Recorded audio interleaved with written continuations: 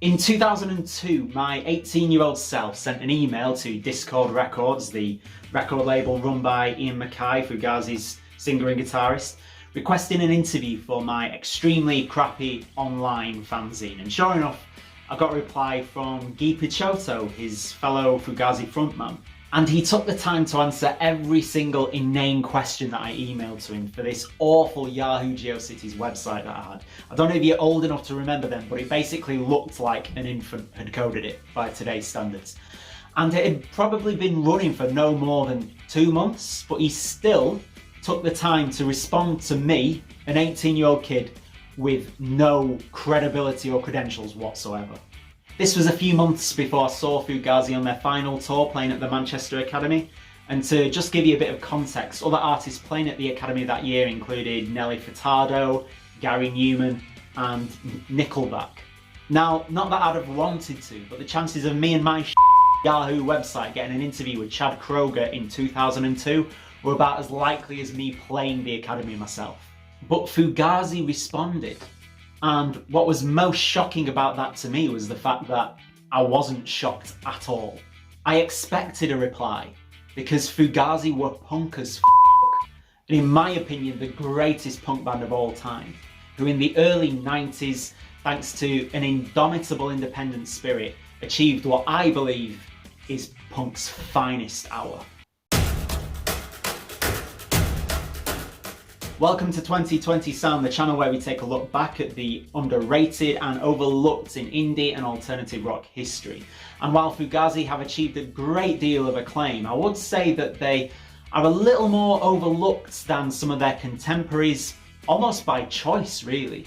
One of the things that made them so great, their refusal to play the usual music business games, their preference for speaking to fanzines and independent outlets as opposed to corporate mainstream media, means that they achieved a great deal less coverage than a lot of their contemporaries like the Pixies or Sonic Youth or any of the early 90s grunge and alternative rock bands.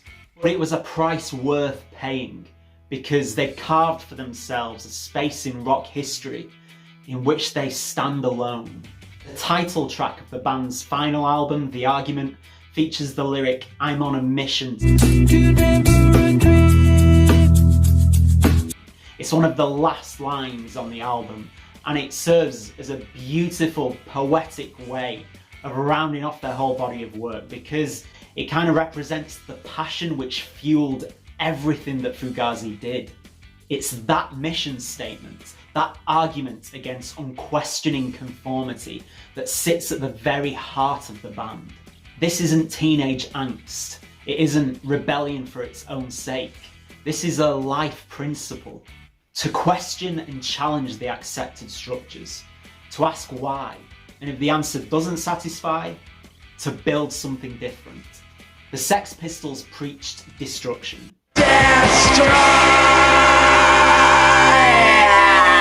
Fugazi, like many of their contemporaries in the 80s American punk scene, preached construction. Build your own scene, build your own infrastructure, build your own label. Build your own future.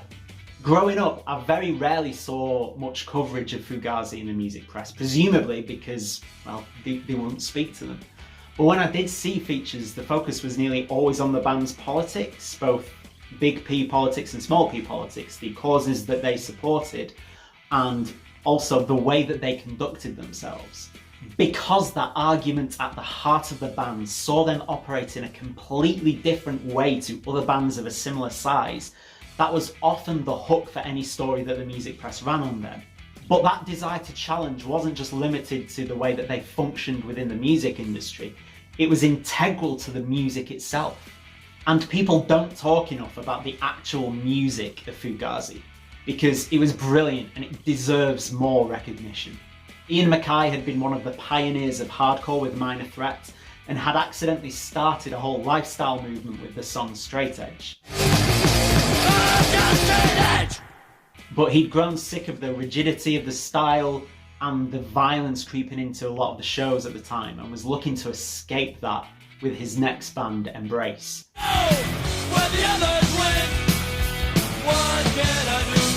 At the same time, Picciotto and Fugazi drummer Brendan Canty were in the band Rites of Spring, who Mackaye produced and released on the Dischord Records label.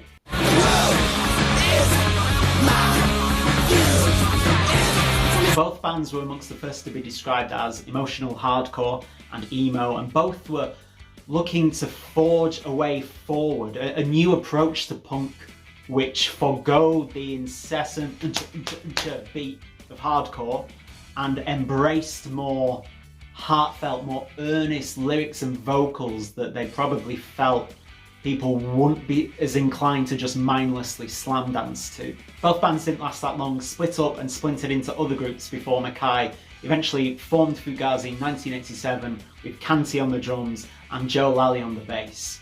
Picciotto joined a little while later to add extra vocals and then started playing guitar as well from about 1989 onwards. Together over the course of 6 albums, or 8 if you include the 13 songs compilation and the instrument soundtrack, the band constructed a fascinating route out of the constraints of hardcore. Just as groups like Gang of Four and Public Image Limited and Joy Division and The Fall obliterated the constraints of punk and were referred to as post-punk, Fugazi did much the same thing with hardcore and were referred to as post-hardcore. In fact, during their existence, they basically defined that subgenre. For another band to be referred to as post-hardcore in the 90s, it basically meant they sounded a bit like Fugazi. And that sound that Fugazi put together is one of my favourite combination of musical elements in the world. It may have started off as simply an attempt, as Ian Mackaye described it, to combine the Stooges with reggae, but it ended up creating just a sonic cocktail that I find absolutely intoxicating.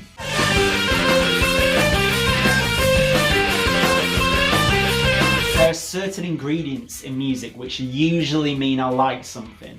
I'm a big fan of aggression, groove, melodicism, interesting textures, and if you have any one of those 4 elements in a band's repertoire, I'm probably gonna like it. But in Fugazi's case, they managed to combine all 4 of those things. They had aggression in spades and retained the attack of hardcore, but underpinned it with these incredible grooves from Canty and Lally.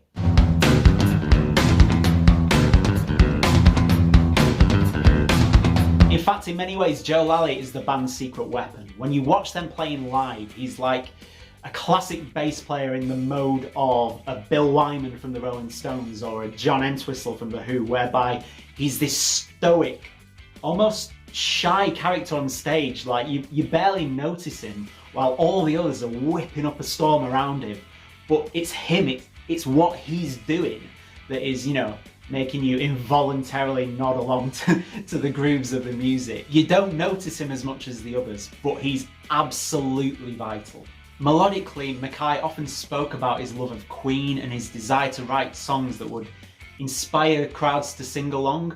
And while he and Picciotto are far from Freddie Mercury, they did achieve that. Fugazi wrote a lot of singable, or at the very least, shout-alongable songs. Mackaye's vocals were the biggest stumbling block for me getting into the band. It's a bit like having a dog barking at you. And Picciotto is actually a bit like a wolf. There's a very canine quality to Fugazi's vocals. But once you get used to it, there's a lot of vocal hooks in Fugazi's music. And finally, the textures. There's so many cool guitar noises to sink your ears into on these records.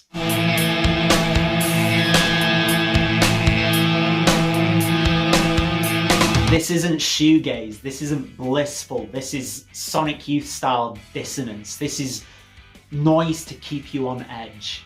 It marries perfectly with their lyrics and their anger. In the words of the final song on their album, Steady Diet of Nothing, this is music to... These are rebel songs against everything from sexism to war, from climate change to music industry practices. These are songs to argue to, which brings me to what I believe is punk's finest hour. Fugazi's passion for independence impacted every facet of how the band operated. They released their own records, they booked their own tours, they drove their own vans, they set up their own gear. I'll never forget the sight of Guy Picciotto coming out on stage and setting up his guitar and guitar amp before they played in Manchester Academy. Because I've never seen that before from a band of their stature. I've seen loads of unsigned bands setting up their own gear because they can't afford roadies. You know, I've played loads of shows where I've had to set up my own gear, but I've never seen a band of their stature. I've never seen a band headlining a 2,600 capacity venue coming out on stage before they're due to come on and setting up their own gear. It's such a simple but beautiful DIY statement. Now, people define punk in lots of different ways. Can you be punk and signed to a major label? Well, yes, of course you can. The Pistols and the Clash were both signed to major labels for a start. But is rejecting major labels and embracing independence emblematic of a punk attitude? Damn right it is. This has been a huge part of punk's anti-establishment attitude, going back to at least as far as the Buzzcocks self-releasing the Spiral Scratch EP in January 1977, and then onwards through Scritti Politti releasing the Skank Block Bologna single and detailing all the costs and the means of how they actually produced it in the artwork of the sleeve. And in 1993, for me, that independent approach reached its absolute zenith when Fugazi had a run of shows at the Roseland Ballroom in New York and were infamously approached backstage by Amit Ertegun. Apologies if I've absolutely butchered that pronunciation of his name, but he was the president of Atlantic Records. And so the story goes, he offered them $10 million and quote unquote, whatever they wanted, sorry for these, to sign to his label. This label had been the home of some of the biggest acts in music history, from Led Zeppelin and the Rolling Stones to Dusty Springfield and Aretha Franklin. All those acts said yes to Atlantic. Fugazi said no. Imagine for a moment being in that position, being in their shoes and being offered something which most people who've ever picked up an electric guitar have fantasized about all their lives. Imagine being offered that deal and having the self-belief and conviction and self-knowledge to say, I don't want that, I don't need that, that's not for me. That is punk as f***. That is the pinnacle of punk for me. And it can never be repeated because the music industry has completely changed. In many ways, Fugazi's argument that you don't need to sign to a label, that you can do it yourself, has been, if not completely won, then certainly completely legitimised as technology has evolved. It's never been harder to make a living from music than right now, but it's also never been easier to make, release, distribute and promote your own music than right now. Thanks to the rise of downloading and streaming and social media and affordable recording technology, you don't need a record company to help you with those things anymore. I could technically record something, release it to streaming and downloading sites and promote it on social media all in the space of a day. Now, the quality probably won't be very good, but the point is, those barriers to entry, those doors which the record companies were the gatekeepers of for so many years, they're no longer quite so insurmountable. For better and worse, digital distribution has removed the barriers for people to self-release. And it only serves to make Fugazi's achievements all the more flabbergasting, because they achieved great success independently at a time and amidst a music industry model when to do so was an absolutely gargantuan task. They rejected the industry and thrived at a time when the industry was at its absolute peak.